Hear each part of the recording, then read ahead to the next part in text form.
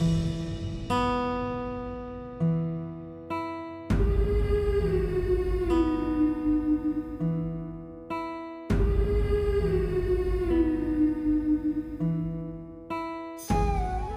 थोड़ा जल्दी करो, सिया को जयमाल के लिए बाहर ले चलो, सब इंतजार कर रहे हैं। प्रभात, रुक जाओ, बेटी को ठीक से तैयार तो हो जाने दो। बेटा पायल पहनी हो ना? हाँ माँ, पहनी है। ठीक है।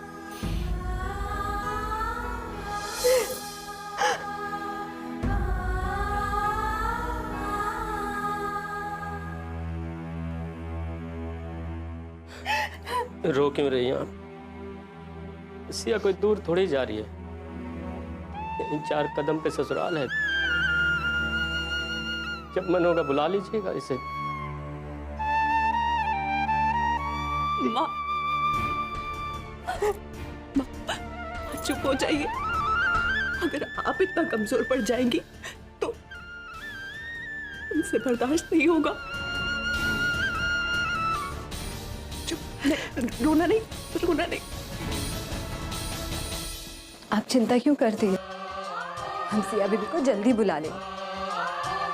हंसी खुशी से सब हो जाए तो क्या रोना जरूरी है? अब कोई भी नहीं रोएगा, वरना हम सबका मेकअप खराब हो जाएगा।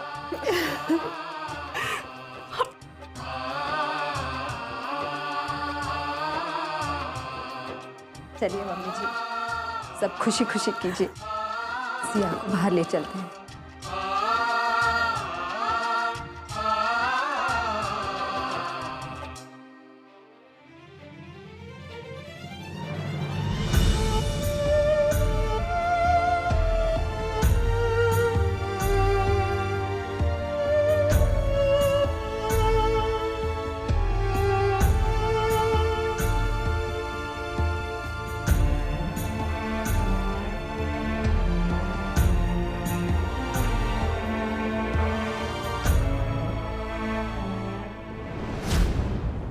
अरे देव भैया कहाँ चले गए? देव भैया यहाँ भी नहीं, कहीं जनवासे में तो नहीं चले गए?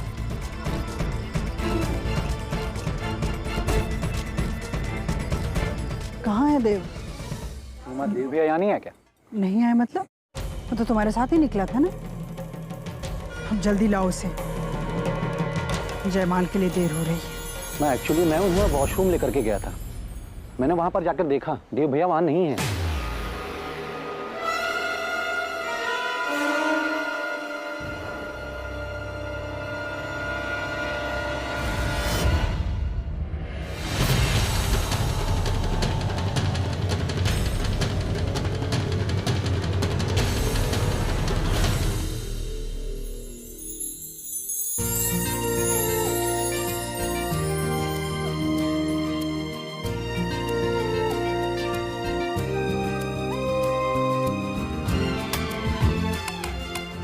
कप्तान साहब, सिया बिटिया आ गई है, देव को भी बुलवा लीजिए। हाँ, बस 2 मिनट।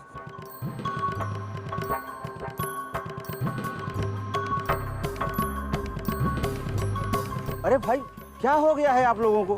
समय का कुछ खबर ही नहीं है। लड़के को जल्दी बुलाइए, शादी कराने में समय लगता है ना। हाँ हाँ पंडित, कहाँ चला गया देव इस समय? तुम्हारा दिमाग तो नहीं खराब हो गया? तुम खुद को मारने पे उतारू हो गई थी।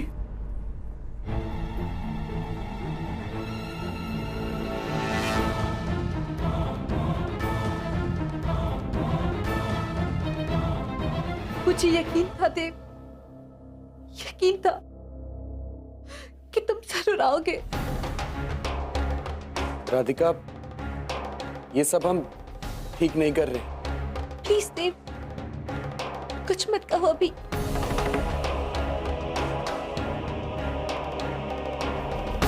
अगर तुम मुझसे गुस्सा हो तो 2-3 थप्पड़ और मार लो, लेकिन अब जब तुम आ गए हो तो ये सही गलत की बात छोड़ो देव।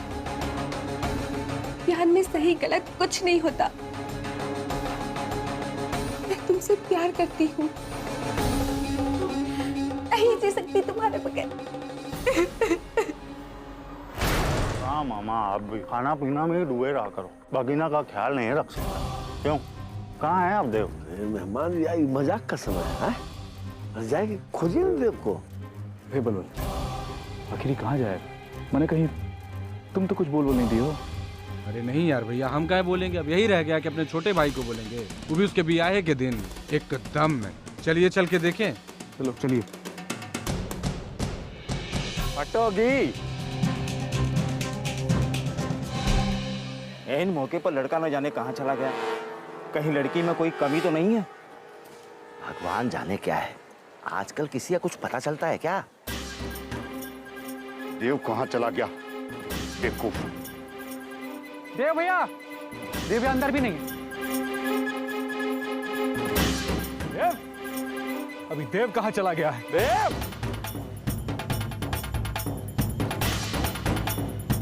हमने तो सब जगह आसपास देख लिया, देव भैया कहीं नहीं।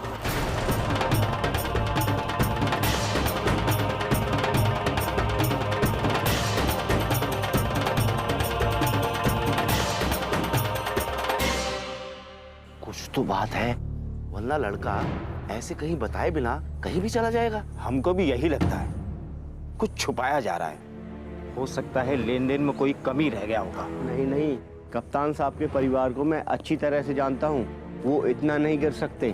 अम्मा, हमको तो कुछ समझ में नहीं आ रहा है। मैंने बिना बताए आज के दिन देव पता नहीं कहाँ चला गया।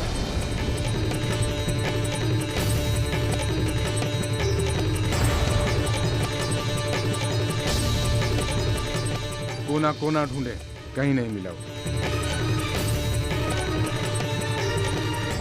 ये ठीक से देखो ना तुम लोग। अरे फोन ऑन आ गया होगा और छत पर चला गया होगा। उसे किसी ने फोन किया?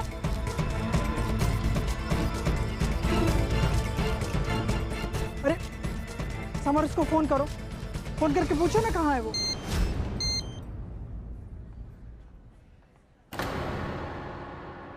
समर, सबको बता दो कि मैं ये शादी नहीं कर सकता, क्योंकि मैं किसी और से प्यार करता हूँ और मैं उससे ही शादी करूँ। मेरी तरफ से सब कुछ सही।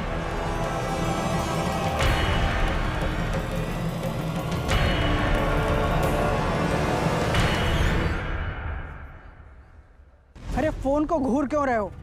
फोन करो उसे।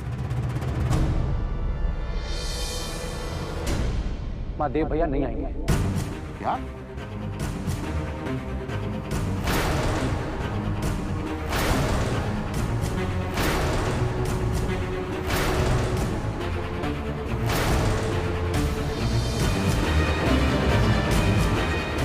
वो किसी और लड़की से प्यार करते हैं, इसलिए ये शादी छोड़ के भाग गए।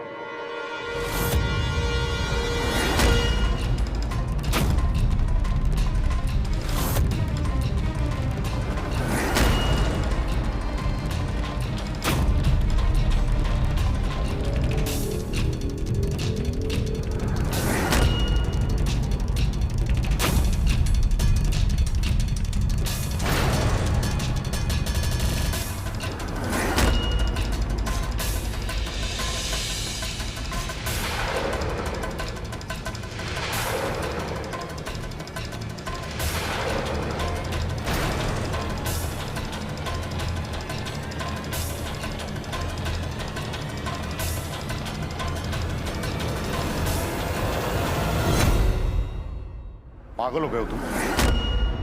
क्या कह रहे हो, तुम्हें पता है? पापा, देव भैया का अभी मेरे मोबाइल पे मैसेज आया, देख लीजिए।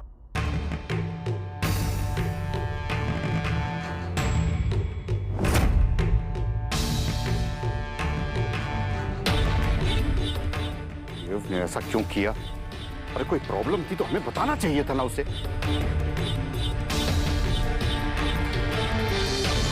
भागने दीजिए बाबूजी, देखते हैं कहां तक भागेगा। चप्पा चप्पा छान मारेंगे। अभी तक हमको जानता नहीं है वो। महापागल आदमी हूं मैं। चुप रहो बलबल। चलो पुलिस को फोन मिलाओ।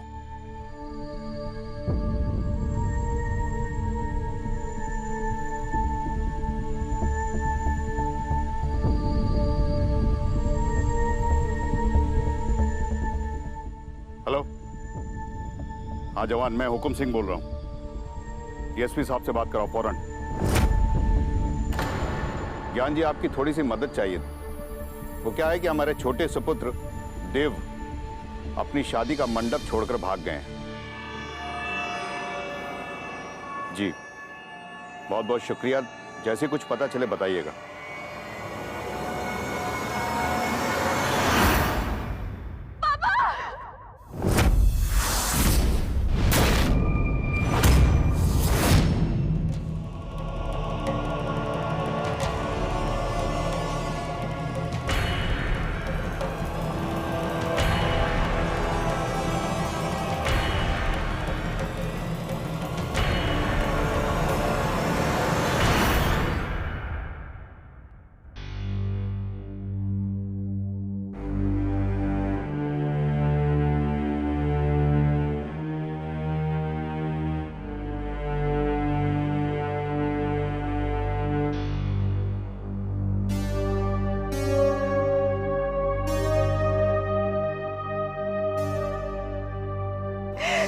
भगवान, हमसे ऐसी कौन सी गलती हो गई जिसकी इतनी बड़ी सजा मिल रही है? हमने तो जान के ऐसी कोई भी गलती नहीं की ना। चुप हो जाइए मम्मी जी, देखना सब ठीक हो जाएगा। इनका ब्लड प्रेशर बहुत हाई हो गया। फिलहाल मैंने इंजेक्शन दे दिया है, देखिए कोई टेंशन ना ले। ऐसे कैसे टेंशन ना ले? इतनी बड़ी मुसीबत आ खड़ी हुई है, टेंशन तो हो गई। देखिए थोड़ा संभालना तो पड़ेगा, इन्हें आराम की बहुत सख्त जरूरत है। डॉक्टर, वैसे चिंता की कोई बात तो नहीं है ना? चिंता की बात तो है, इन्हें बहुत गहरा सदमा लगा है। कोशिश कीजिए कि ये कोई तनाव ना ले। उसके बाद इनका कंप्लीट चेकअप करवाना होगा। जी।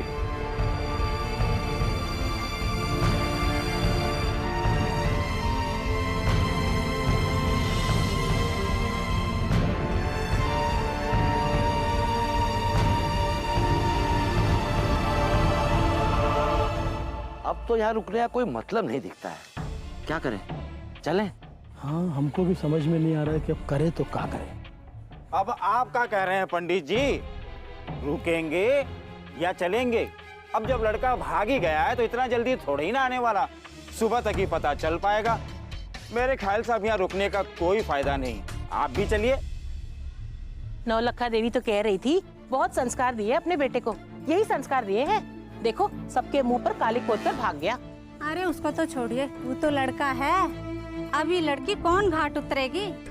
सब यही कहेंगे ना, लड़की में ही कोनो दोष था। बेचारी लड़की की तो किस्मत ही खराब है। अब बाप भी पता नहीं उसको क्या हो गया। प्रोफेसर साहब तो अपनी जिंदगी की सारी कमाई अपनी बेटी की शादी में लगा दी। बेचारे अब मुंह का दिखाएंगे?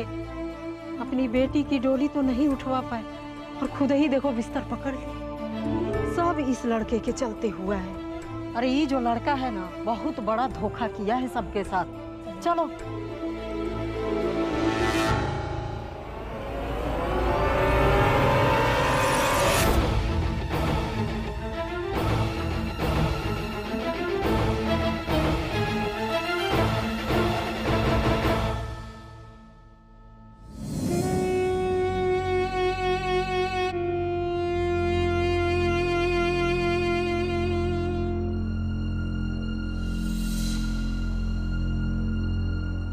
अम्मा, कुछ तो बोलो।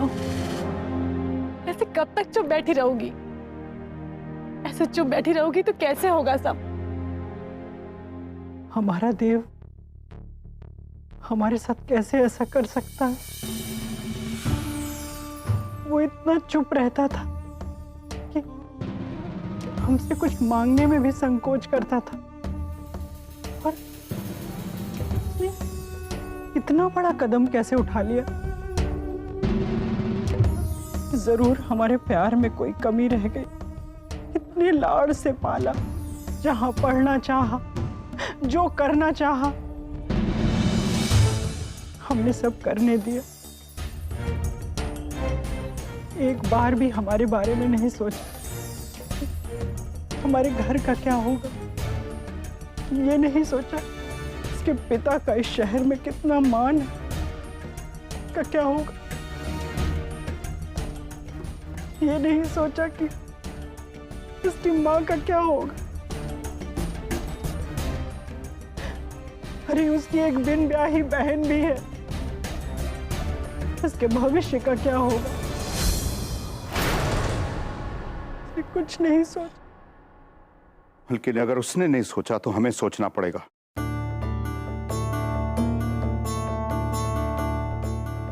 कि आगे का रास्ता क्या होगा, हमारे बच्चों का भविष्य क्या होगा, जिस बेटी की शादी रुक गई उसका क्या होगा। और हमें सोचना होगा कि हमारी इज्जत और दीन बंधु जी की इज्जत का क्या होगा। अब क्या सोचना बाकी रह गया कप्तान साहब? अब क्या बाकी रह गया?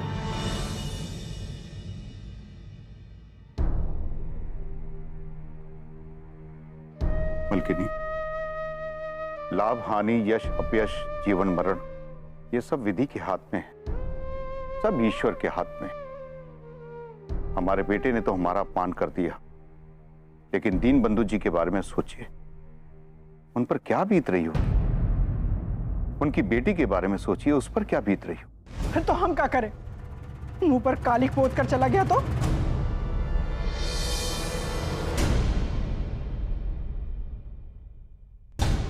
बल्कि हम सोच रहे थे कि अगर समर की शादी नहीं,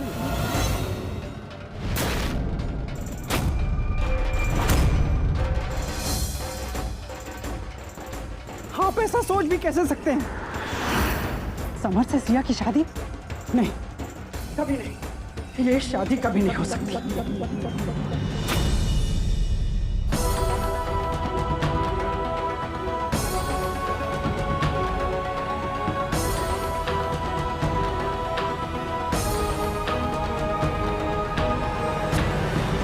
अगर किसी के हाथ की लकीरें रूठ जाएं, तो उसे पूरा करने के लिए वो दूसरों के हाथ नहीं काट देता। अभी तो हमारे समर ने इस दुनिया में ठीक से चलना भी नहीं सीखा। अभी तो उसके उड़ान की शुरुआत है, और देव के किए के लिए हमसे उसके पंख नहीं नोचे जाएंगे कप्तान साहब। देव की गलती सुधारने के लिए सिया की शादी समर से, ये ठीक नहीं होगा कप्तान साहब, ये ठीक नहीं। भाऊजी, भाऊजी, अम्मा बिल्कुल ठीक कह रही हैं। और ये कैसी बात है? सिया कोई कपड़ा नहीं है कि बड़े भाई को पसंद नहीं आया तो छोटे भाई को पहना दिया। भाऊजी, समर की तो पूरी जिंदगी पड़ी है, ऐसे हमें उसे थोड़ा बहुत सोचने समझने का मौका तो देना चाहिए।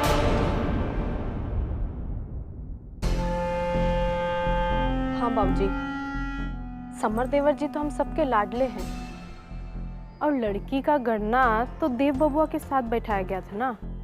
अब वो तो चले गए, बदले में समर बबुआ का ब्याह इस तरह से होगा तो यही लगेगा ना कि बड़े भाई की वजह से छोटे भाई का फूला गुब्बारा में कोई पिन मार दिया।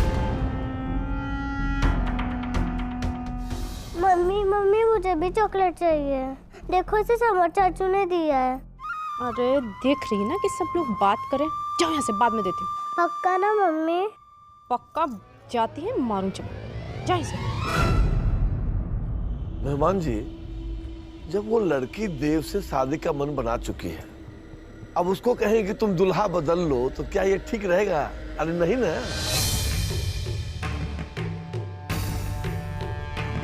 क्या ठीक नहीं है? अपनी आंखों के सामने किसी का सब कुछ नष्ट होते हुए देखे। अंधे हो गए आप लोग।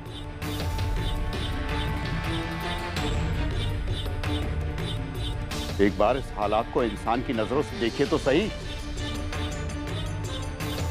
एक लड़की का घर उजड़ गया हमारे बेटे की वजह से। हम ऐसे आंख और कान बंद करके पत्थर की तरह नहीं पड़े रह सकते।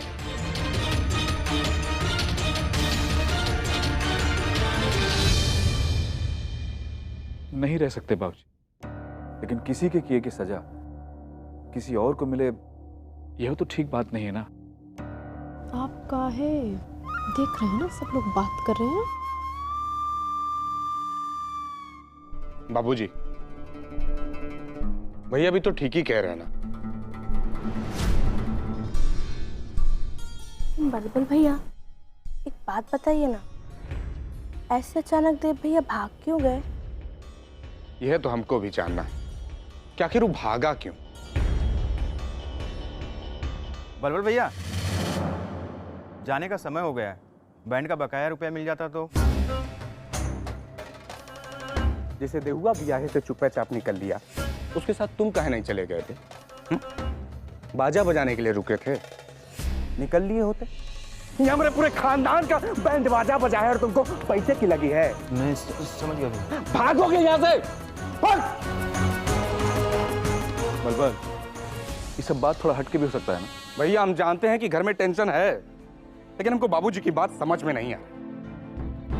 बाबूजी, उनकी बेटी की शादी रुकी है तो हम कौन सा मजे में है? हमारा भी तो भाई गायब हुआ है। उनका कुछ बिगड़ा है तो हमारा भी बहुत कुछ बिगड़ा है। हमें ये फैसला ऐसे आंखें मूंद के नहीं लेना चाहिए। बोलिए आप लोग।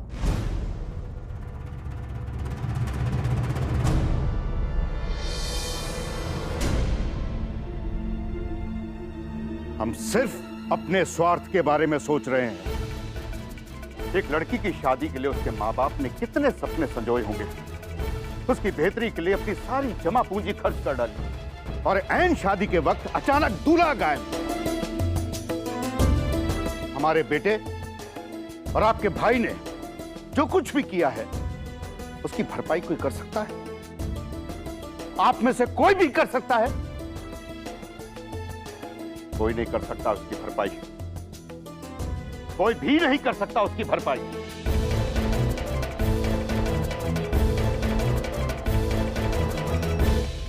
बापूजी ठीक ही तो कह रहे हैं। हम सबको भी तो उस लड़की के बारे में सोचना चाहिए ना। चुप चुप, हम यहाँ बोल रहे हैं ना रे, चुप नहीं रह सकती है रे तुम चुप रहो बलबल। कुछ नहीं दिख रहा है हमें। हम सब सिर्फ बचने का रास्ता ढूंढ रहे हैं और कुछ नहीं। एक लड़की का जीवन बर्बाद हो रहा है, मान सम्मान, पिता की सेहत सब दांव पे लगी है और आप लोगों को कुछ नहीं दिख रहा है। उल्टा हमें समझा रहे हैं आप लोग। बताइए हम क्या सोचें? आप लोग ज्ञानी हैं, गुणीजन हैं, बताइए क्या सोचें हम?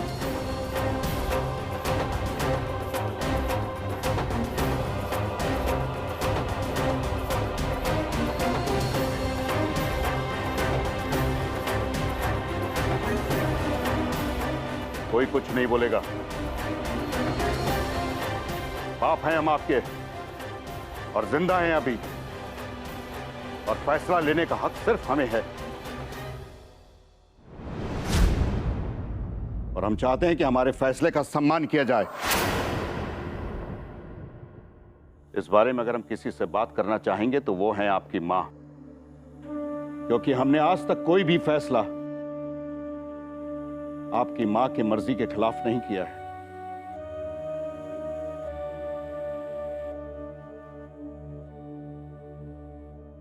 मलकिन, हम जानना चाहते हैं कि इस फैसले के बारे में आप क्या कहती हैं?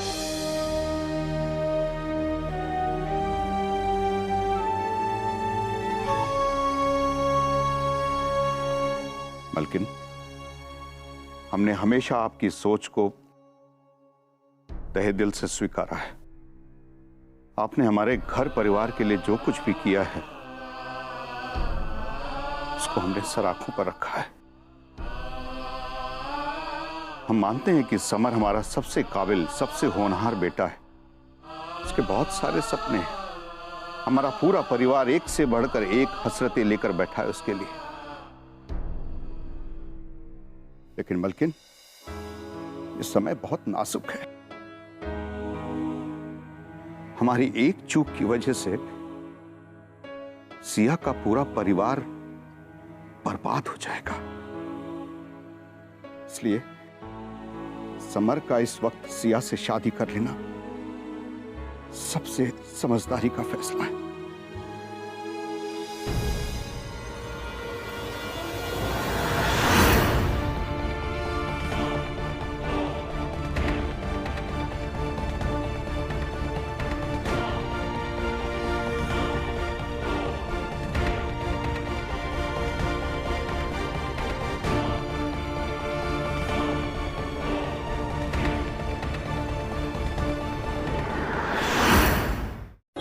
राजा